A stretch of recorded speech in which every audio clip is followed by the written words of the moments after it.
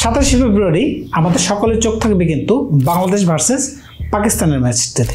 সুতরাং বুঝতেই পারতেছেন কেউ কাউকে ছাড় দিবে না। বাংলাদেশের সাথে বিশ্বকাপের মঞ্চে পাকিস্তানের 3 বার দেখা হয়েছিল।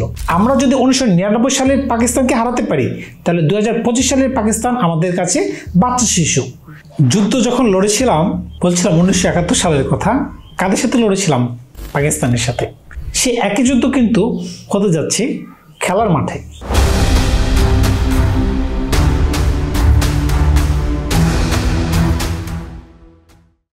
বাংলাদেশ চাইবে যে কোনো মূল্যে পাকিস্তানকে হারাতে, পাকিস্তান চাইবে বাংলাদেশকে হারিয়ে সেমিফাইনালের টিকিটটা তাদের পকেটে নিয়ে নিক। তো বাংলাদেশের কি আদৌ কোনো সুযোগ রয়েছে? কিভাবে থাকবে সেগুলো কি আপনারা জানেন? একটা স্ট্যাট যদি বলি, বাংলাদেশের সাথে বিশ্বকাপের মঞ্চে পাকিস্তানের 3 বার দেখা হয়েছিল। সেখান থেকে কিন্তু আমরা একবার তাদেরকে হারিয়ে দিয়েছিলাম, সেটি 1999 সালের কথা। আমরা যে ম্যাচটিতে পাকিস্তানকে হারিয়েছিলাম 1999 সালে বিশ্বকাপের মঞ্চে, ওই দলে বাংলাদেশের কারা ছিল সেগুলো কি আপনারা জানেন? শাহরিয়ার হোসেন, আকরাম খান, এনামুল ইসলাম, খালেদ মাহমুদ সুজন, মোহাম্মদ রফিক, এদের মতো স্বনামধন্য প্লেয়ার ছিলেন। কিন্তু পাকিস্তান দলে কারা ছিলেন সেটা জানলে কিন্তু আপনারা আরও চমকে যাবেন, কারণ তৎকালীন সময় কিন্তু পাকিস্তান দল অনেক শক্ত হতো।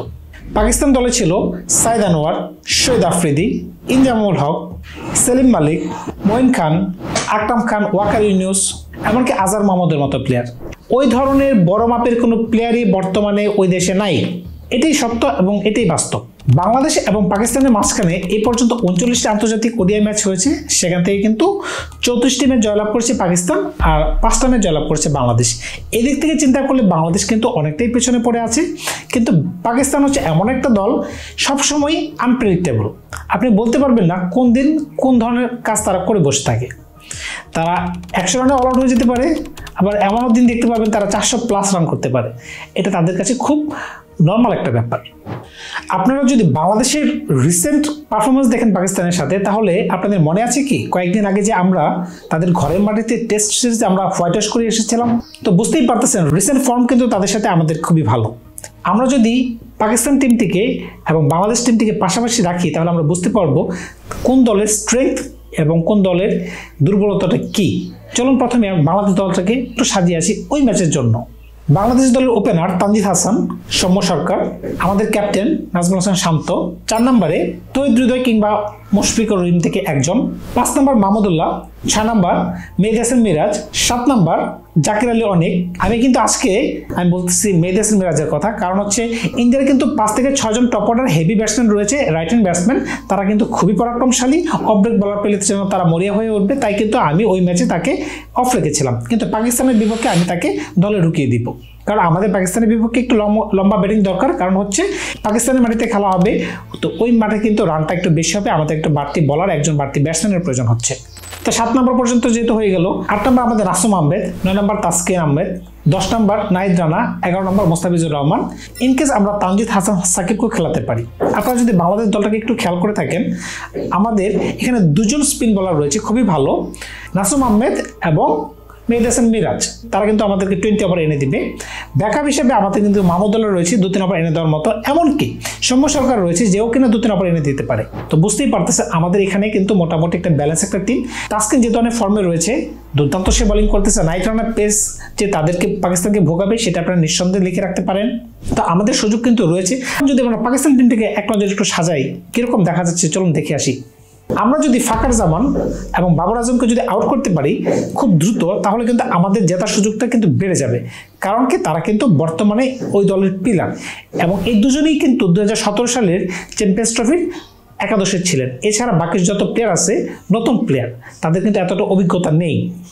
এক নজরে যদি পাকিস্তানের প্লেইং ইলেভেনটা কিরকম হতে পারে আমার দৃশ্য মতে একটু আপনাদের সামনে একটু তুলে ধরতে চাই।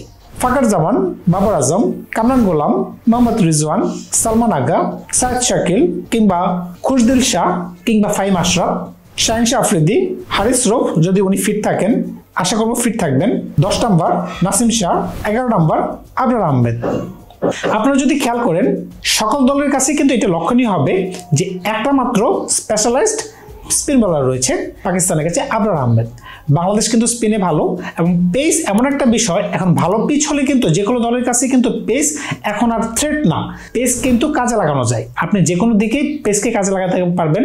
পাকিস্তানের মতো জায়গায় যদি পেস যদি ব্যাটে সুন্দর মতো আসে, আমাদের যে সকল প্লেয়ার রয়েছে খুব ভালো খেলতে পারবে।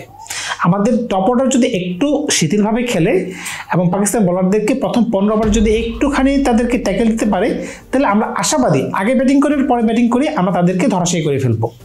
আমাদের ওই ম্যাচে নাসুম আহমেদকে খুব ভালো বোলিং করতে হবে, তাসকিনকে ভালো বোলিং করতে হবে, এবং ব্যাটিং অর্ডার আমি বলবো top order top 3 must fire.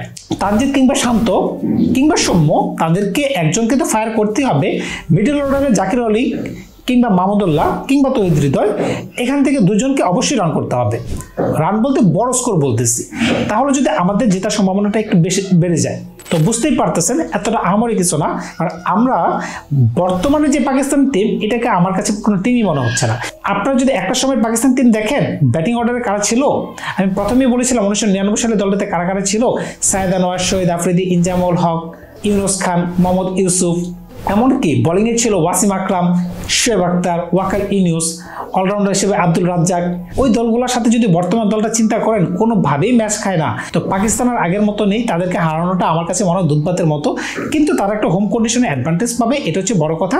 আমাদের বি অ্যাওয়ার থাকতে হবে সবসময়, আমরা যেন আমাদের গোলটাকে ঠিক রাখি এবং আমাদের প্ল্যানিংটাকে ঠিক রাখি। ফিল্ডিং খুব একটা ইম্পর্টেন্ট জিনিস, আমি প্রত্যেকবার বলতেছি।